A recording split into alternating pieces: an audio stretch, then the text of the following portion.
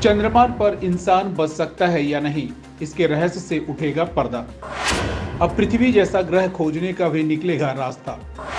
14 दिन क्या क्या करेगा चंद्रयान 3, आइए जानते हैं पूरी जानकारी।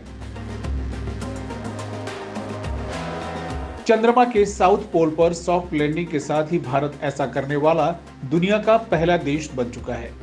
चंद्रयान 3 मिशन का सबसे बड़ा उद्देश्य चंद्रमा पर सॉफ्ट लैंडिंग की तकनीक को परखना और दर्शाना था। भारत इस मकसद में कामयाब हो चुका है।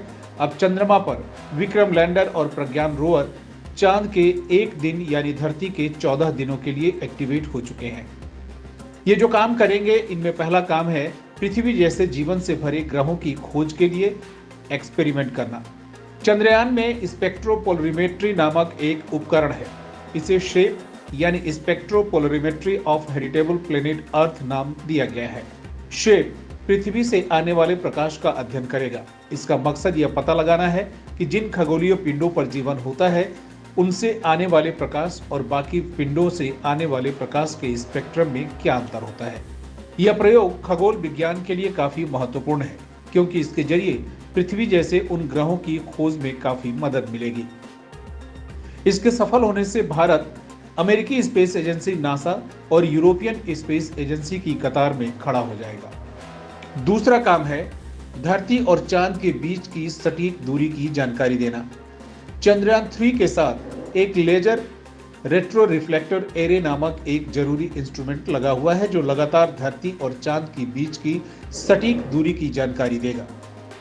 इसे अमेरिकी स्पेस एजेंसी नासा ने डिजाइन किया है।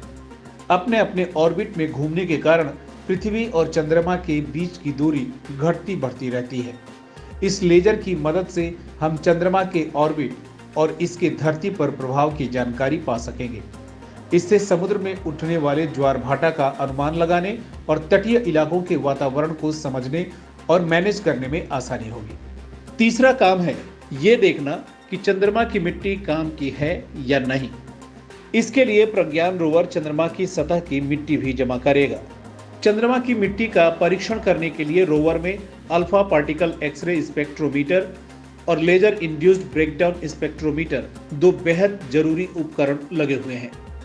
चंद्रमा की मिट्टी के परीक्षण से यह पता चल पाएगा कि वास्तव में चंद्रमा कितना पुराना है और समय के साथ इसमें क्या बदलाव हुए हैं। यह पृथ्वी समेत हमारे पूरे सौरमंडल के जन्म से जुड़े राज खोलने में मदद कर सकता है। चौथा काम है तैरती नाचती चमकीली गैस का अध्ययन करना। इस काम के तहत चंद्रयान 3 तैरती नाचती चमकीली गैस का अध्ययन करेगा, ताकि इंसान और मशीन बचे रहें। चंद्रयान 3 रंभा और लैंगमुइर प्रोब यानी एलपी नाम के दो खास उपकरण भी चंद्रमा पर लेकर गया है। ये उपकरण चंद्रमा की सतह पर प्लाज्मा एक्टिविटी का अध्ययन करेंगे। हम सभी जानते हैं कि पदार्थ की 3 अवस्थाएं होती हैं, ठोस, तरल और गैस। प्लाज्मा एक तरह से पदार्थ की चौथी अवस्था होती है। यह किसी पदार्थ की बेहद गर्म अवस्था होती है। ये इतनी गर्म होती है कि उस पदार्थ के परमाणुओं से इलेक्ट्रॉन बाहर निकल जाते हैं। इलेक्ट्रॉन के निकलते ही यह सुपर हीटेड पदार्थ ऐसी गैस में बदल जाता है जिनमें आवेश यानी चार्ज होता है।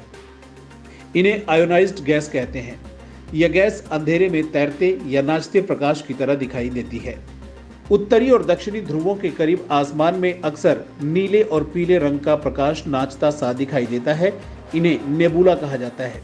ये कुछ और नहीं बल्कि आवेशित आयन गैस ही होती है। दूरबीनों से दिखने वाला 99% ब्रह्मांड भी इसी आयन गैसों की वजह से दिखता है। आवेशित होने की वजह से प्लाज्मा पर इलेक्ट्रोमैग्नेटिक तरंगों से भारी असर पड़ता है। इंसान लंबी अंतरिक्ष यात्राओं के लिए चंद्रमा को स्टेशन बनाना चाहता है।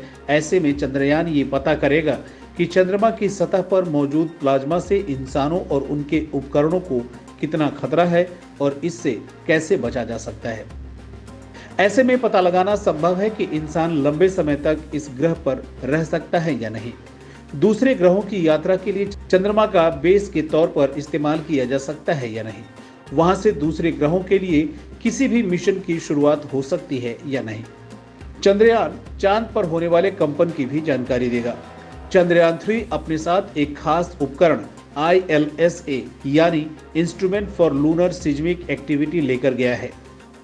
यह चांद की सतह पर हो रहे कंपन के बारे में जानकारी जुटाएगा।